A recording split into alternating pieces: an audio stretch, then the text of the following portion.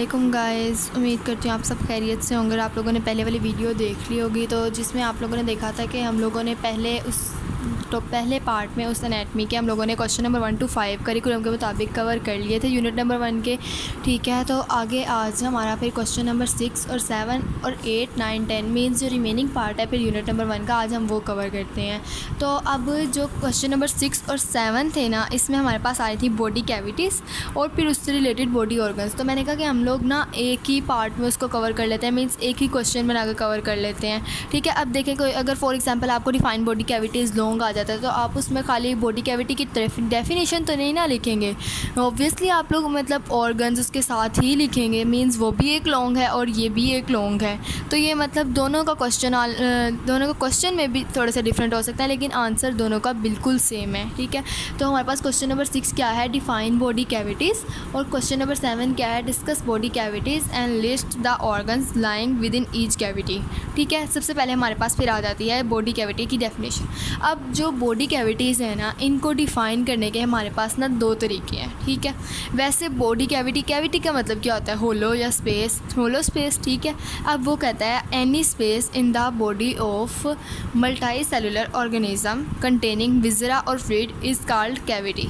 वो कह रहा है कि ह्यूमन बॉडी के अंदर, मींस ह्यूमन बॉडी या कोई भी मल्टी सेलुलर जिसमें बहुत ज़्यादा सेल्स से मिलके बनी हो, कोई भी ऐसा ऑर्गेनिज्म जो कि मल्टी सेलुलर हो, उसके बॉडी के अंदर कोई भी मतलब जो स्पेस है, कोई भी होलो चीज़ है और उसके अंदर फ्लूइड भरा हुआ है कोई भी, या कोई मतलब विजरा टाइप फ्लूइड है, विस्कस फ्लूइड को कहते हैं विजरा। ठीक है, तो उसको हम लोग क्या कहते हैं, हम उसको कहते हैं कि ये कैविटी है। ठीक है, उसके बाद फिर वो दूसरा तरीका क्या बता रहा है, a fluid filled space inside body that holds and protects internal organs is called cavity. वो कह रहा है कि ऐसी फ्लूइड फील्ड स्पेस, अभी वही बात जो हम लोगों ने ऊपर वाले में बोली है कि भाई इसके अंदर क्या होता है, हमारे पास फ्लूइड होता है या विजरा होता है। ठीक है, कह रहा है आप fluid field space inside body, के बॉडी के अंदर कोई भी ऐसी स्पेस जिसके अंदर क्या है, हमारे पास फ्लूइड पड़ा हुआ है। ठीक है, जो कि क्या करती है, होल्ड भी करती है, मतलब उसके अंदर ऑर्गन्स होते भी हैं और उसने क्या करना होता है, साथ में प्रोटेक्ट भी करी होती है किसको, इंटरनल ऑर्गन्स को। ठीक है, अब वो कह रहा है कोई भी ऐसी स्पेस जो कि बॉडी के अंदर मौजूद है, उसके अंदर फ्लूइड भी है और वो क्या कर रही है, इंटरनल ऑर्गन्स को उसने मतलब उसके अंदर इंटरनल ऑर्गन्स मौजूद भी हैं और वो उनकी प्रोटेक्शन भी कर रही है, तो उसको हम लोग क्या कह देंगे, कैविटी। ठीक है, अच्छा, तो आगे वो क्या कह रहा है कि भाई सेपरेटेड बाय मेम्ब्रेन्स, मतलब जो ये कैविटीज़ हैं ना उनको मेम्ब्रेन से सेपरेट होती हैं और दूसरे स्ट्रक्चर्स मीन्स उसमें मेम्ब्रेन हो सकती हैं, कोई दूसरी लेयर्स हो सकती हैं। ठीक है, मतलब उसके बाद फिर आगे वो कहता है it can be mainly of 2 types, ये 2 टाइप्स की हो सकती हैं, या ये डोर्सल होंगी या ये वेंट्रल होंगी। ठीक है, डोर्सल और वेंट्रल मैं पीछे समझा चुकी हूँ कि ये टर्म्स क्या हैं, एनाटमिकल टर्म्स हैं जो मैंने एनाटमिकल पोजीशंस वाले टॉपिक में समझाया भी है। ठीक है, उसके बाद है वो the organs that make up the systems of the body are content in 4 cavities. अब वो कह रहा है कि जो टोटल ऑर्गन्स हैं ना बॉडी के, वो वैसे 4 कैविटीज़ में कवर हो जाते हैं। ठीक है, अब वो कैविटी कौन कौन सी हैं, cranial cavity, thoracic cavity, pelvic cavity और एब्डोमिनल कैविटी। क्रेनियल कैविटी मतलब नेक से ऊपर की, थोरेसिक नेक वाली आ जाएगी और चेस्ट वाली आ जाएगी, पेल्विक फिर हमारी ये बॉटम वाली आ जाएगी। ठीक है, और एब्डोमिनल कैविटी मीन्स ये एब्डोमेन वाली आ जाएगी। ठीक है, उसके बाद हम लोग सबसे पहले एक्सप्लेन करने जा रहे हैं किसको, क्रेनियल कैविटी को। ठीक है, the space with in the skull that accommodate brain is called cranial cavity. अब वो क्या कह रहा है कि वो कह रहा है जो स्पेस, कैविटी का मतलब ही क्या होता है, स्पेस। ठीक है, क्रेनियल हमें पता है कहाँ से निकला है, क्रेनियम से। क्रेनियम क्या है भाई, स्कल को जो स्कल के अंदर जो ब्रेन को प्रोटेक्ट कर रही है, क्रेनियम। ठीक है, अब वो कह रहा है the space with in the skull, मतलब स्कल के अंदर जो स्पेस है ना, जो कि क्या करती है, ब्रेन को अकोमोडेट कर रही है, ब्रेन को मतलब ब्रेन उसके अंदर मौजूद है, मतलब आप कह लें कि एक स्पेस है जिसके अंदर ब्रेन रखा हुआ है। ठीक है, उस स्पेस को हम लोग क्या कहते हैं कि ये क्रेनियल कैविटी है। ठीक है, अब इसको हम लोग क्या कहते हैं, इंट्राक्रेनियल स्पेस भी कह देते हैं। ठीक है, इसी का दूसरा नाम है ये भी कि इंट्राक्रेनियल स्पेस है ये। ठीक है, और मैंने पहले ही बताया था कि 2 टाइप्स की होती है, मेनली या डोर्सल होगी या वेंट्रल होगी। तो यहाँ पर ये वाली कौन सी कैविटी है, ये है डोर्सल कैविटी हमारे पास। ठीक है, अब इसके अंदर आता क्या क्या, इसके अंदर आता है ब्रेन, मेनिंजेस और CSF। इसकी ना आप अलहदा भी हाइडिंग बना सकते हैं कंटेंट्स की, लेकिन इसमें कोई मेनली मटेरियल नहीं था तो इसलिए मैंने ये ऐसे लिख दिया कि इसके अंदर ब्रेन होता है, मेनिंजेस होती हैं और CSF होता है। मेनिंजेस क्या होती है, मतलब 3 लेयर्स होती हैं ये ब्रेन के पास। ठीक है, कौन कौन सी होती है, ड्यूरा मैटर, पिया मैटर और साथ में होती होती है ये एरेक्नॉइड, ठीक है। ये 3 लेयर होते हैं। CSF सबको पता है, सेरेब्रोस्पाइनल फ्लूइड होता है, ठीक है, जो कि मतलब सेल को रगड़ वगैरह, मतलब ब्रेन को रगड़ वगैरह से बचाने के लिए होता है, ठीक है। उसके बाद हमारे पास आता है skull minus the mandible is called cranium. वही बात आ गई कि क्रेनियल कैविटी मेनली निकला किससे है, क्रेनियम से। और क्रेनियम है क्या कि स्कल के अंदर से अगर हम लोग मैंडिबल को निकाल दें ना, जो हमारे पास मैंडिबल बोन है हमारी, उसको अगर हम निकाल दें तो वो क्या बन जाती है, वो है cranium. Cavity is form by 8 cranial bones. Cavity के अंदर 8 क्रेनियल बोन्स हैं, जिसको हम लोग क्या नाम दे रहे हैं, न्यूरोक्रेनियम का, ठीक है। न्यूरो वर्ड हम लोगों ने यहाँ पे इसलिए यूज़ किया क्योंकि न्यूरो ना मोस्टली हम लोग ब्रेन वगैरह वाले टाइप से रिलेट कर देते हैं, ठीक है, इसलिए हम लोगों ने न्यूरो का वर्ड यूज़ कर लिया है। कैविटी के अंदर 8 क्रेनियल बोन्स है, जिसको हम लोग क्या कह रहे हैं, न्यूरोक्रेनियम है ये, ठीक है। उसके बाद that in humans include the skull cap and forms the protective case around the brain. वो कह रहे हैं जो कि ह्यूमन्स में जो है ना हमारे पास स्कल कैप भी बनाती हैं, ठीक है, और साथ में जो है ना एक ब्रेन के अराउंड प्रोटेक्टिव केस बनाती हैं, ठीक है। क्या क्या बनाती हैं, एक ब्रेन का प्रोटेक्टिव केस बनाती हैं, ठीक है, और स्कल कैप बनाती हैं। उसके बाद हमारे पास आ जाती हैं भाई इसकी बाउंड्रीज, ठीक है। The cranial cavity contains the brain and its boundaries are formed by the bones of skull, ठीक है। अब उसने यहाँ पर सारी बात ही ख़त्म कर दी है। बोन्स ऑफ स्कल ने सारी की सारी बाउंड्रीज उससे किसकी बनी हुई हैं, बोन्स ऑफ स्कल की, ठीक है। अब ये जो बोन्स ऑफ स्कल है ना, ये इनको ना हम लोग मतलब एंटीरियर, पोस्टीरियर, लेटरल, सुपीरियर और इन्फीरियर इस लिहाज से देख लेते हैं, ठीक है। एंटीरियरली पहले हम लोग देखते हैं। एंटीरियरली हमारे पास आती है फ्रंटल बोन, ठीक है। पोस्टीरियर हमारे पास आती है ऑक्सीपिटल बोन। लेटरल की हमारे पास पेयर में होती है जो कि है टेम्पोरल बोन, ठीक है। उसके बाद superiorly 2 parietal bones, inferiorly 1 sphenoid और एथमोइड बोन, और उसके अलावा पार्ट्स आ जाते हैं फ्रंटल के, ऑक्सीपिटल के और टेम्पोरल के, ठीक है। अब जो है ना ये ऐसे याद नहीं होनी चाहिए, पहले ना आपने ये वाली चीज़ बिल्कुल सेम टू सेम याद कर लेनी है। इसके लिए ये मतलब हर एक कैविटी में सेम रहेंगी, एंटीरियर, पोस्टीरियर, सुपीरियर, इन्फीरियर और लेटरल, ठीक है। अब इसके लिए ना फिर एक शॉर्ट की है, मतलब आप कह रहे हैं निमोनिक है कि फीलिंग्स ऑफ ट्री पर सेमेस्टर पर ईयर, ठीक है, पर सेमेस्टर एंड ईयर, ये आप लोग कह सकते हैं, ठीक है। अब फीलिंग्स में एफ़ किसको हमारे पास बता रहा है भाई, ये फ्रंटल है, ठीक है। एंटीरियर में क्या आ गई, फ्रंटल। उसके बाद ऑफ ऑक्सीपिटल, ठीक है, पोस्टीरियर वाला। ये चीज़ आपने मेनली याद रखनी है कि ये सेम रहनी है हर कैविटी में, ठीक है। उसके बाद है ट्री, टेम्पोरल, पर से हमारे पास आ गई पेराइटल, सेमेस्टर से हमारे पास आ गई स्फिनोइड और एंड, ठीक है। उसके बाद एथमोइड, और बाकी ये आपको तो समझ आ गई है कि इसके पार्ट्स हैं, ये सेम आएगी तीनों में, ठीक है। उसके बाद आ जाता है हमारे पास थोरेसिक कैविटी। थोरेसिक मैंने पहले ही बताया था कि चेस्ट वाली तरफ है, ठीक है। द स्पेस इंक्लूडिंग थोरैक्स मतलब chest that contain heart, lungs and other organs and tissues is called as thoracic cavity. मतलब वो इसमें क्या कह रहा है कि ये वो वाली स्पेस है जिसने चेस्ट को कवर किया होता है। अब चेस्ट के अंदर हमारे पास डिफरेंट बॉडी ऑर्गन्स होते हैं, इंटरनल बॉडी ऑर्गन्स होते हैं, ठीक है। उसने यहाँ पे एग्जांपल किसकी दी है, हार्ट की, लंग्स की, और वो कह रहा है बाकी दूसरे ऑर्गन्स और टिश्यूज़ जो इसके अंदर आ रहे हैं उसको हम लोग, ये जो फिर स्पेस होगी उसको हम क्या कह देंगे, ये क्या है, थोरेसिक कैविटी, ठीक है। अब इसी थोरेसिक कैविटी को चूँकि ये चेस्ट से निकला है, हम लोग क्या कहते हैं, चेस्ट कैविटी भी है। अब वही वाली बात कि ये डोर्सल है या वेंट्रल है, तो ये वेंट्रल आती है हमारे पास। अच्छा, अब आगे क्या है कि भाई वो कह रहा है कि जो थोरेसिक कैविटी है ना वो सिचुएटेड होती है कहाँ पे, upper part of the trunk में, ठीक है।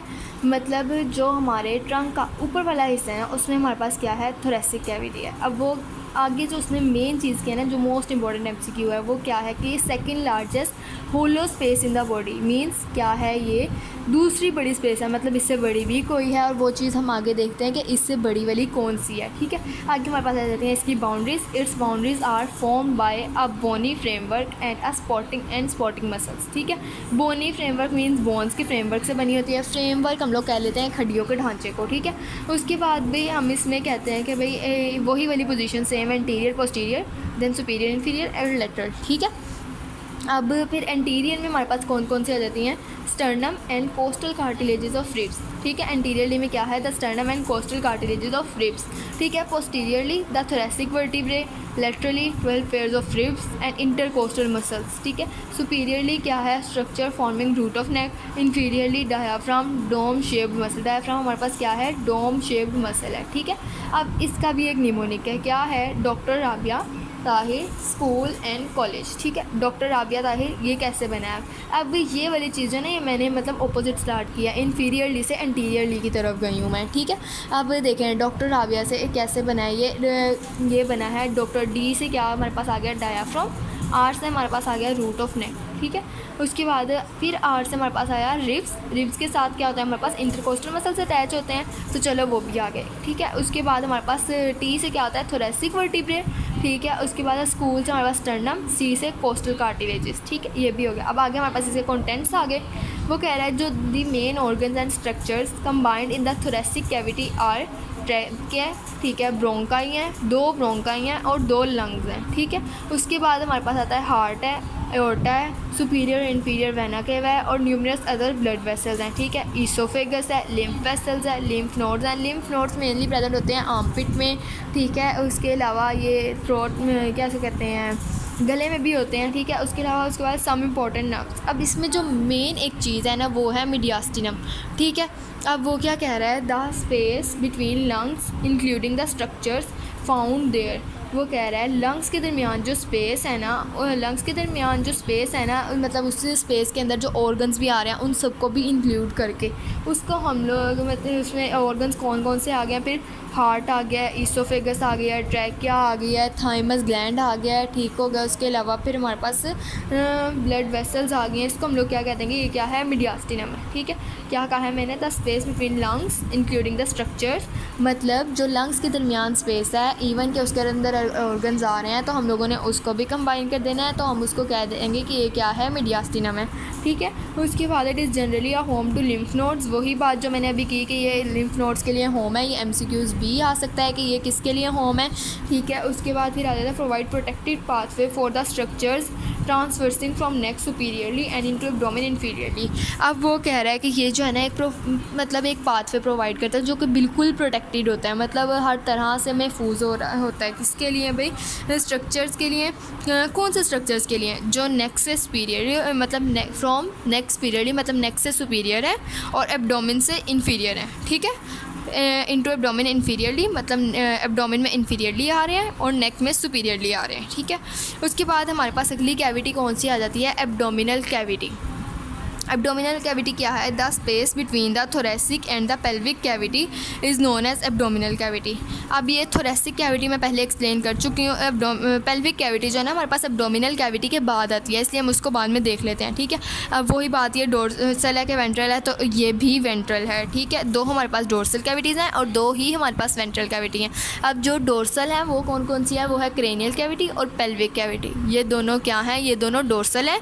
और फिर एब्डोमिनल कैविटी और साथ में हमारे पास जो है ये थोरेसिक कैविटी, ये क्या है वेंट्रल है, ठीक है।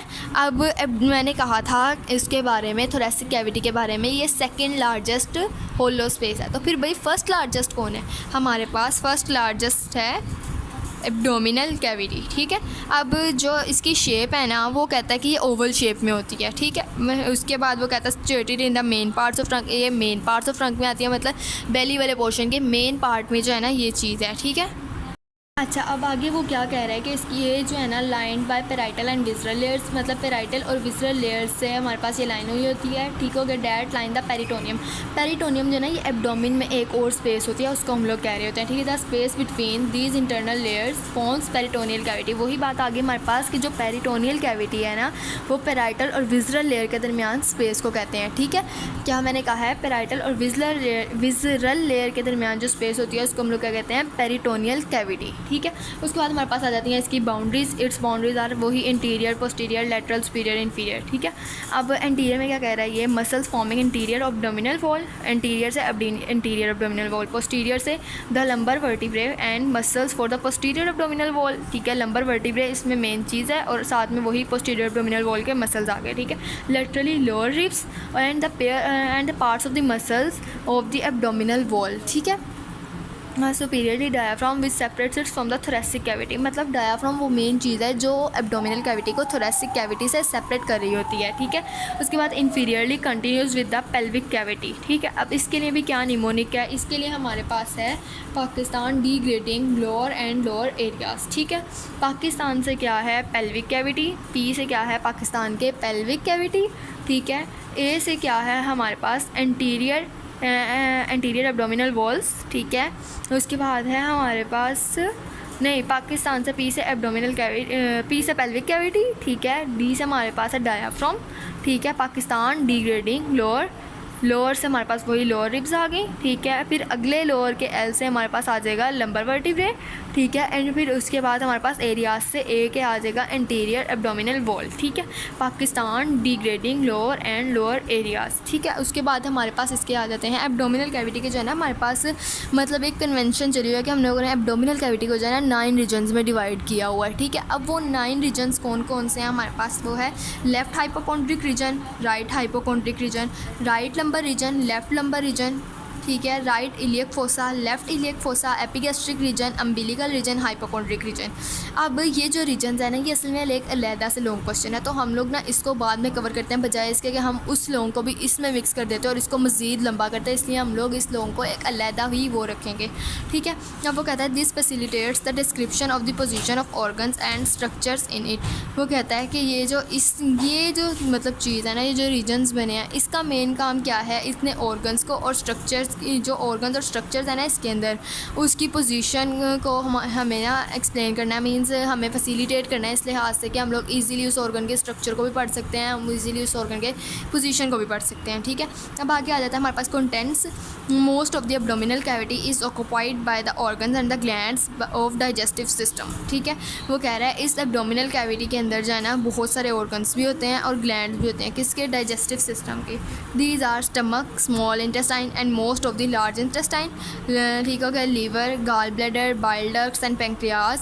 अदर स्ट्रक्चर्स कौन कौन से आ रहे हैं हमारे पास, ये उसने कौन से बताए हैं, ये हैं हमारे पास डाइजेस्टिव सिस्टम के, स्टमक, स्मॉल इंटेस्टाइन और large intestine, liver, gall bladder, bile duct और पैंक्रियाज, ठीक है। अब वो कह रहा है दूसरे स्ट्रक्चर्स भी आते हैं इसके अंदर, ठीक है। कैसा स्प्लीन होती है, स्प्लीन का काम क्या है इसके अंदर, स्प्लीन का काम क्या होता है भाई, वो क्या करती है, फाइट करती है जर्म से इन द ब्लड, ठीक है। उसके बाद 2 किडनीज आती हैं, मतलब दोनों किडनीज भी इसके अंदर आ जाएंगी, अपर पार्ट ऑफ यूरेटर्स भी इसके अंदर आ जाएंगे, एड्रीनल मतलब सुप्रारेनल ग्लैंड्स भी इसके अंदर आ जाएंगे, numerous lymph vessel, blood vessels, nerves वो भी इसके अंदर आ जाएंगी, फिर उसके अलावा लिम्फ नोड्स होते हैं वो भी इसके अंदर आ जाएंगे। अच्छा, अब आगे क्या है हमारे पास, अब आगे हमारे पास पेल्विक कैविटी, ठीक है।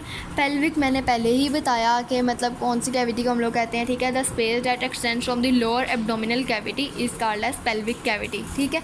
मतलब लोअर एब्डोमिनल कैविटी से ये स्टार्ट होती है और नीचे फिर हिप्स वाली तरफ जाती है, ठीक है। इसको हम लोग क्या कहते हैं, पेल्विक कैविटी, ठीक है। अब वही बात कि डोर्सल है कि वेंट्रल है, तो ये ऑब्वियसली डोर्सल है, ठीक है।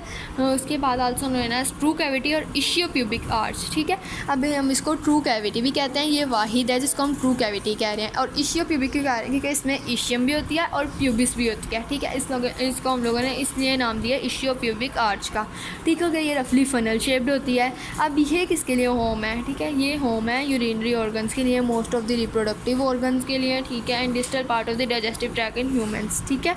उसके बाद बाउंड्रीज आ जाती हैं, the boundaries are anteriorly, posteriorly, laterally, superiorly, inferior, मतलब वही सेम चीज़, ठीक है।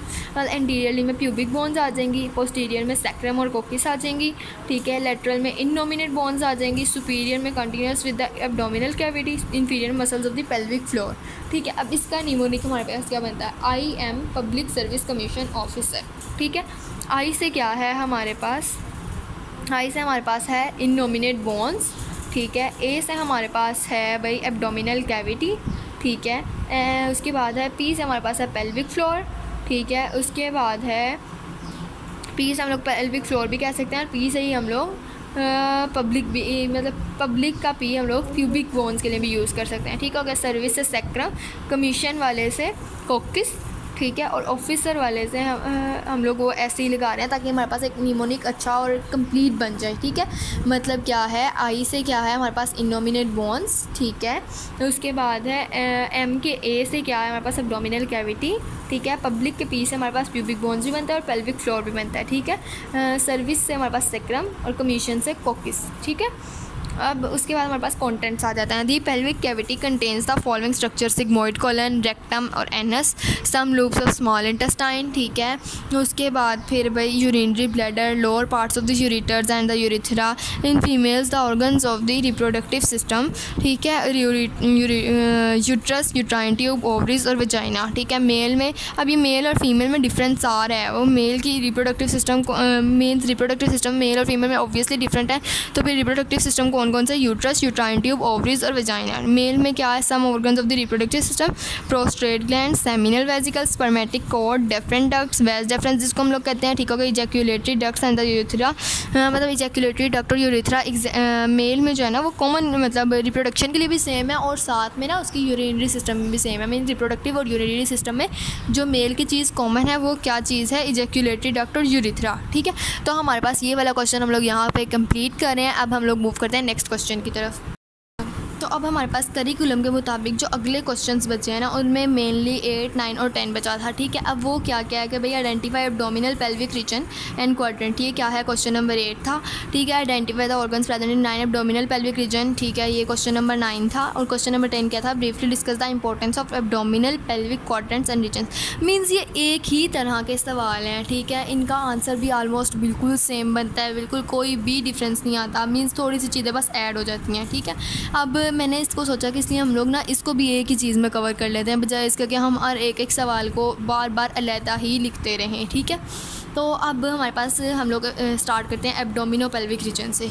वो कहता है कि 9 एब्डोमिनो पेल्विक रीजन्स हैं। मैंने पहले ही बताया कि 9 एब्डोमिनो पेल्विक रीजन है और पिछले एब्डोमिनल कैविटी में हमने इसको डिस्कस नहीं किया था और इसकी मेन वजह यही थी कि वो सवाल बहुत लंबा हो जाना था, ठीक है। अब इसमें वो कह रहा है हम इसको mark bye 2 horizontal and 2 vertical dividing lines, means हम इसको 2 वर्टिकल लाइन्स में और 2 हॉरिजॉन्टल लाइन्स में डिवाइड करते हैं। वो कह रहा है vertical lines are mid clavicular lines, means वो क्लेविकल के मिड में से गुजर रही होती हैं, मतलब जो वर्टिकल लाइन्स हैं वो, ठीक है। अपर हॉरिजॉन्टल इज सब coastal line taken from the lower inferior parts of the lowest costal cartilages, ठीक है। वो कह रहा है जो अपर वाली हॉरिजॉन्टल है ना वो सब कोस्टल लाइन है। कैसे है कि भाई वो लोअर इंफीरियर पार्ट जो होता है ना लोएस्ट कोस्टल कार्टिलेजेस के उसके दरमियान उधर से गुजर रही है, ठीक है। लोअर हॉरिजॉन्टल जो है ना वो इलियक क्रेस्ट से गुजर रही है, मतलब tip of the hip bone, ठीक है। इलियक क्रेस्ट क्या है? हमारे पास है टिप ऑफ हिप बोन, ठीक है। अब आगे ये मैंने एक छोटा सा चार्ट बनाया है जिससे आप लोगों को अंदाज़ा हो जाएगा कि ये 2 वर्टिकल लाइंस हैं और 2 ही हॉरिजॉन्टल लाइंस हैं, ठीक है। अब जो 2 वर्टिकल लाइंस हैं ना यहाँ पे right hypochondriac region, left hypochondriac region, right lumbar region, left lumbar region, right iliac region, left iliac region. हम यहाँ पर राइट इलियक फोसा भी कह सकते हैं, लेफ्ट इलियक फोसा भी कह सकते हैं, ठीक है। अब बीच में जो आ जाता है ना लेफ्ट और राइट के दरमियान क्या है? एपिगैस्ट्रिक रीजन है, क्या है? हाइपोकॉन्ड्रिक रीजन के दरमियान एपिगैस्ट्रिक रीजन है। राइट लंबर और लेफ्ट लंबर के दरमियान अम्बिलिकल रीजन है। राइट इलियक और लेफ्ट इलियक के दरमियान क्या है? हाइपोगैस्ट्रिक रीजन है। अब ये चीज़ याद करने के लिए ना एक निमोनिक है, ठीक है। अब हाइपोकॉन्ड्रिक रीजन का H, लंबर का L, इलियक का I, HLI, ठीक है। बाद एपिगैस्ट्रिक रीजन का E, अम्बिलिकल का U, हाइपोगैस्ट्रिक का H, ठीक है। अब वो यहाँ पे कह रहा है Hector loves Isabel every unceasing hour, ठीक है। हेक्टर्स का H क्या है? हाइपोकॉन्ड्रिक रीजन, L से क्या है? लंबर, इजाबेल I, इलियक, ठीक है। एवरी एपिगैस्ट्रिक, U अम्बिलिकल का है, अनसीजिंग R का क्या है भाई? हाइपोगैस्ट्रिक, ठीक है। अब यहाँ पे हम लोग सबसे पहले स्टार्ट करने जा रहे हैं किसको? राइट हाइपोकॉन्ड्रिक रीजन को, ठीक है। राइट हाइपोकॉन्ड्रिक, हाइपो का मतलब क्या होता है? हाइपो का मतलब होता है बिलो या अंडर, ठीक है। अब हम लोग सबसे पहले ना इसकी मीनिंग मतलब वर्ड वाले देख लेंगे ना तो हमें बहुत ज़्यादा आसानी रहेगी कि हम लोग कोई भी चीज़ इजीली याद कर सकते हैं। हाइपो का मतलब होता है बिलो या अंडर, कॉन्ड्रिक का मतलब होता है कार्टिलेज, ठीक है। कॉन्ड्रिक वर्ड किससे निकला है? कार्टिलेज से, ठीक है। अब यहाँ पे जो मेनली कार्टिलेज है ना वो हम लोगों ने किसका मुराद लिया? हम लोगों ने मुराद लिया वो किसका? कार्टिलेज ऑफ रिब्स, ठीक है। फिर अब हमारे पास जो है ये राइट हाइपोकॉन्ड्रिक रीजन के अंदर क्या क्या जाता है? हमारे पास आता है भाई कि असेंडिंग कोलन है, ठीक है, गॉल ब्लैडर है, ट्रांसवर्स कोलन है, लीवर है, राइट किडनी है, ठीक है। अब ये जो रीजन्स है ना ये मतलब कैविटीज़ से बहुत ज़्यादा रिलेट करें। अगर आपने कैविटीज़ अच्छी तरह पढ़ी है ना तो आपको रीजन्स याद करने में बिल्कुल भी प्रॉब्लम नहीं होगी, ठीक है। उसके बाद हमारे पास आ जाता है भाई epigastric region. AP means above और ओवर, गैस्ट्रिक मीन्स स्टमक और बेली, ये तो सबको पता है, ठीक है। अब उसके बाद इंक्लूड्स ईसोफेगस भी आ जाता है, liver, pancreas, stomach, duodenum, spleen, right and left adrenal gland, transverse colon, ठीक है। उसके बाद हमारे पास आता है left hypochondriac region. Hypo means below और अंडर, ठीक है, और कॉन्ड्रिक फिर वही कार्टिलेज, ठीक है। ये descending colon, left kidney, tip of liver, large और स्मॉल इंटेस्टाइन, पैंक्रियास, स्प्लेन और स्टमक, ठीक है। अभी हम लोग विजुअल रिप्रेजेंटेशन देखेंगे ना तो हमें काफ़ी हद तक क्लियर हो जाएगा। जब हम अपनी बॉडी को इमेजिन करके ये चीज़ पढ़ेंगे ना तो बहुत ज़्यादा चीज़ें क्लियर हो जाएंगी, ठीक है। Right lumbar region, lumbar means vertebra in the lower back, ठीक है। अब ये हमारे पास आता है includes ascending colon, gall bladder, small intestine, liver और राइट किडनी, ठीक है। अब उसके बाद हमारे पास है left lumbar region, lumbar means vertebra and the lower back, descending colon, left kidney, small intestine. Umbilical region, umbilical हमारे पास निकला है अम्बिलिकल कोड से। अम्बिलिकल कोड हमें पता है, हम सबको किसको कहते हैं, हम मतलब अम्बिलिकस को कह रहे होते हैं, मीन्स एक बर्थ मार्क होता है हमारी बॉडी पर, ठीक है। इसको हम लोग क्या कहते हैं, लैंड मार्क भी कहते हैं। नेवल कह रहा है, इसके अंदर नेवल होती है, हम अम्बिलिकस को ही नेवल कहते हैं, ठीक है। Naval is a landmark of the 4 quadrants, point of intersection, ठीक है। अब यह हमारे पास ना एब्डोमिनल जो रीजन है ना, इसके 4 क्वाड्रेंट्स भी होते हैं, वो भी अभी हम आगे बढ़ते हैं, ठीक है। वो कह रहा है कि इसके अंदर जो है ना ये नेवल जो है ना लैंडमार्क होता है किनका, उन 4 क्वाड्रेंट्स का, और वो जो है ना 4 क्वाड्रेंट्स उस एक पॉइंट पे मतलब नेवल पे इंटरसेक्ट कर रहे होते हैं, ठीक है। अब इसके अंदर आके क्या जाता है हमारे पास, अब इसके अंदर हमारे पास आ जाता है पैंक्रियाज है, ड्यूडिनम है, राइट और लेफ्ट किडनी है, ट्रांसवर्स कोलन है, राइट और लेफ्ट यूरेटर है, ठीक है। उसके बाद स्टमक है, स्मॉल इंटेस्टाइन है, ठीक है। अब उसके बाद है राइट इलियक रीजन या इलियक फोसा, ठीक है। इलियक मतलब हिप बोन से निकला है। अभी इलियक क्रेस्ट मैंने बताया, इलियक क्रेस्ट भी क्या होता है, टिप ऑफ हिप बोन, ठीक है। उसके बाद इसके अंदर क्या क्या आ जाता है, appendix, caecum, ascending colon, small intestine, right fallopian tube, ovary, किसमें, फीमेल्स में, ठीक है। उसके बाद है लेफ्ट इलियक रीजन, अब left iliac region female, left fallopian tube और ओवरी। अब राइट इलियक रीजन में क्या था, राइट फिलोपियन ट्यूब और ओवरी, ठीक है। लेफ्ट इलियक रीजन में क्या है, लेफ्ट फिलोपियन ट्यूब और ओवरी, किसमें, फीमेल्स में, स्मॉल इंटेस्टाइन, डिसेंडिंग कोलन और सिग्मोइड कोलन। सिग्मोइड कोलन क्या है, लास्ट पार्ट है कोलन का, ठीक है। हाइपोगैस्ट्रिक रीजन क्या, hypogastric region, hypo means below, gastric means stomach या बेली, ठीक है। इसके अंदर क्या क्या आ जाता है, इसके अंदर आ जाता है रेक्टम, गॉल ब्लैडर, ठीक है, राइट और left ureter, right and left fallopian tube, seminal vesicle और प्रोस्टेट ग्लैंड, ठीक है।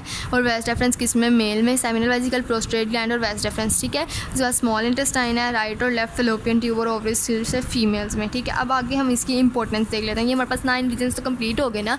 अब भाई इनको क्या ऐसा मसला था कि इन लोगों ने जी आके हमारे पास इन 9 रीजन्स को बना दिया। वैसे भी तो हम लोगों ने कैविटीज़ की हैं ना, हमें वो भी तो याद है कि भाई वो कैविटीज़ हमने कर ली हैं, अब उसमें रीजन्स बनाने की क्या ज़रूरत थी। तो अब हम उसकी इंपॉर्टेंस वही देखने जा रहे हैं कि एनाटॉमिस्ट ने क्या किया, एब्डोमिनो पेल्विक रीजन को जो है ना, एब्डोमिनल पेल्विक कैविटी को 9 स्मॉलर रीजन्स में इसलिए डिवाइड किया ताकि वो स्टडी और डिस्कशन में जो है ना बहुत ज़्यादा हेल्पफुल हो सके। मीन्स उनको प्रॉपर उसकी लोकेशन पता चल सके, उनको प्रॉपर उसका फंक्शन पता चल सके, प्रॉपर उसका स्ट्रक्चर पता चल सके, ठीक है। उसने कहा to facilitate study and discussion these divisions are often used to categorize the individual's abdominal organs by their location and function, ठीक है। वही वाली बात कि उनकी लोकेशन, परफेक्ट लोकेशन पता चल सके और उनका परफेक्ट फंक्शन पता चल सके। अब ये स्टडी और डिस्कशन वाला जो पॉइंट है ना, वो ये चीज़ है कि अगर फॉर एग्जांपल कोई बंदा हमारे पास आया, वो हमें कह रहा है कि मेरे जो है ना पेट में इस जगह पे दर्द है, अब वो तो हमें हाथ रख के बता देगा किस जगह पे। अब हम ये तो नहीं कहेंगे एब्डोमिनल कैविटी में पेन है, नहीं भाई, उसकी एब्डोमिनल कैविटी के किस रीजन में पेन है, ठीक है। ये चीज़ हम लोगों ने पता चलवानी होती है, ठीक। They are used by clinicians to help diagnose the source of abdominal pain and determine the appropriate treatment, ठीक है। अगर वो उसी मतलब उसकी पेन को सही तरीके से डायग्नोज करेंगे, ठीक है, उसका सोर्स पता लगाएंगे, फिर उसका एप्रोप्रिएट ट्रीटमेंट करेंगे ना। इन 3 वजूहात की बिना पर जो है ना हमारे पास एब्डोमिनल रीजन्स को, एब्डोमिनल कैविटी को 9 रीजन्स में डिवाइड किया गया था, ठीक है। अब आगे हमारे पास आता है एब्डोमिनल क्वाड्रेंट्स। अच्छा, तो आगे जो हमारे पास है ना वो है एब्डोमिनल क्वाड्रेंट्स, ठीक है। अब मैंने पहले ही बताया था कि हमारे पास 4 एब्डोमिनल क्वाड्रेंट्स होते हैं, ठीक है। क्वाड्रेंट से ही हम अंदाज़ लगा लेते हैं कि ये 4 हैं, ठीक है। कि क्वाड्रेंट्स को कहते हैं जो हमेशा 4 होते हैं। अब ये डिवाइड किससे हो रहा है, ट्रांस अम्बिलिकल प्लेन से, मतलब एक ऐसा प्लेन जो कि अम्बिलिकल कोड से गुजर रहा है, ठीक है। उसके बाद अम्बिलिकल प्लेन को हम कहते हैं बेली बटन लैंडमार्क, मतलब इसमें हम जो अम्बिलिकल कोड है ना हमारी, किसको हम बेली बटन लैंडमार्क कह रहे हैं, ठीक है। अब इसमें वो कौन कौन सा है, right upper quadrant, right lower quadrant, left upper quadrant और लेफ्ट लोअर क्वाड्रेंट, ठीक है। अब राइट अपर क्वाड्रेंट को हम लोग एज आ मतलब कह लेंगे शॉर्ट फॉर्म में हम RUQ भी कह देते हैं, ठीक है। अब इसमें कौन कौन सा आ जाता है, लीवर आ जाता है हमारे पास, राइट किडनी आ जाता है, ठीक है। उसके अलावा gall bladder, right adrenal gland, duodenum, transverse colon, stomach और हेड ऑफ पैंक्रियाज। अब यहाँ पे ना एक छोटी सी मैंने डायग्राम बनाई है जिससे आपको अंदाज़ा हो जाएगा कि ये ट्रांस अम्बिलिकल प्लेन क्या है और ये right upper quadrant, lower quadrant, quadrant या left upper quadrant, lower quadrant ये कैसे बनाए हैं, ठीक है। अब ये एक वर्टिकल लाइन, ये एक हॉरिजॉन्टल लाइन, और बीच में हम लोगों ने मेन पॉइंट ऑफ इंटरसेक्शन किसको रखा है, बेली बटन को, ठीक है, मतलब अम्बिलिकल कॉर्ड को, ठीक है। तो ये क्या हमारे पास आ गया RUQ, ये LUQ, ठीक है, ये RLQ और ये LLQ, ठीक है। अब उसके बाद हमारे पास आ जाता है राइट लोअर क्वाड्रेंट, ठीक है, RLQ। अब ये है, इसमें क्या क्या आ जाता है हमारे पास, आ जाता है अपेंडिक्स आ जाता है, कोलन आ जाता है, अपर पोर्शन उसका, ठीक है, हो गया। उसके बाद है स्मॉल इंटेस्टाइन आ जाती है हमारे पास, राइट ओवरी आ जाती है, फिलोपियन राइट ओवरी और फिलोपियन ट्यूब इसमें फीमेल्स में, स्पर्मेटिक कॉर्ड मेल्स में, लार्ज इंटेस्टाइन सीकम और राइट यूरेटर, ठीक है। उसके बाद हमारे पास left upper quadrant LUQ, stomach, liver, kidney, pancreas, left adrenal gland, transverse colon और स्प्लीन। स्प्लीन का मैंने पहले ही बताया था कि ये जम्स को किल कर रही होती है किसके अंदर, ब्लड के अंदर। उसके बाद है left lower quadrant LLQ, colon, large intestine, small intestine, left ureter, spermatic cord males में, लेफ्ट फिलोपियन ट्यूब और ओवरी किसमें, फीमेल्स में। अब ये राइट में हम लोग लोअर क्वाड्रेंट में देखा था कि राइट ओवरी थी और राइट फिलोपियन ट्यूब थी। अब इसमें क्या है, लेफ़्ट ओवरी और लेफ़्ट फिलोपियन ट्यूब है। अब जो मेन चीज़ है ना भाई, हम लोगों ने इन क्वाड्रेंट्स को बनाया ही क्यों, आखिर हमें ज़रूरत क्यों पेश आई कि हम लोग इन क्वाड्रेंट्स को भी बनाएं। अब हमारे पास इतने पेल्विक मतलब एब्डोमिनल रीजन्स भी हो गए हैं, एब्डोमिनल पेल्विक रीजन्स भी हो गए हैं, हमारे पास एब्डोमिनल पेल्विक कैविटी है, उसके अंदर हम लोगों ने ईजीली देख लिया एब्डोमिनल पेल्विक रीजन से, ईजीली उनको आइडेंटिफाई भी कर लिया है। लेकिन फिर भी यार मतलब ये right upper quadrant, lower quadrant, मतलब क्या इतने ज़्यादा वो डिस्कशन। तो फिर एनाटॉमिस्ट ने इसको डिस्क्राइब किया कि इसकी इंपॉर्टेंस क्या है, क्यों ये बनाई गई हैं, ठीक है। तो वो कह रहा है इसको हम लोगों ने क्वाड्रेंट्स में डिवाइड किया था, मतलब एनाटॉमिस्ट ने किस पर्पज़ के लिए किया था, वो उन्होंने इसलिए किया था, किसके लिए भाई, स्टडी के लिए, डायग्नोसिस के लिए और ट्रीटमेंट के लिए, मतलब पर्पज़ सेम है, ठीक है, बस इसलिए कि थोड़ी सी मतलब और अप्रोप्रिएट हो जाए चीज़ें, ठीक है। उसके बाद वो कहता है भाई the division into 4 quadrants allows the localization of pain, tenderness, lumps and scars. मतलब इनको जो है ना मज़ीद 4 क्वाड्रेंट्स में डिवाइड करने का मकसद ही यही था कि हमें पता चल सके भाई पेन किस जगह हो रही है, ठीक है, मतलब पूरी की पूरी लोकलाइजेशन हो सके पेन की, टेंडरनेस की, ठीक है, किस जगह उभार उठ रहे हैं, ठीक है। उसके अलावा भाई दाग धब्बे वगैरह किस जगह है, मतलब ईच एंड एवरीथिंग, सिर्फ मकसद ही यही था कि ये मतलब प्रॉपर्ली डायग्नोज हो सके एंड देन प्रॉपर्ली ट्रीट हो सके, ठीक है।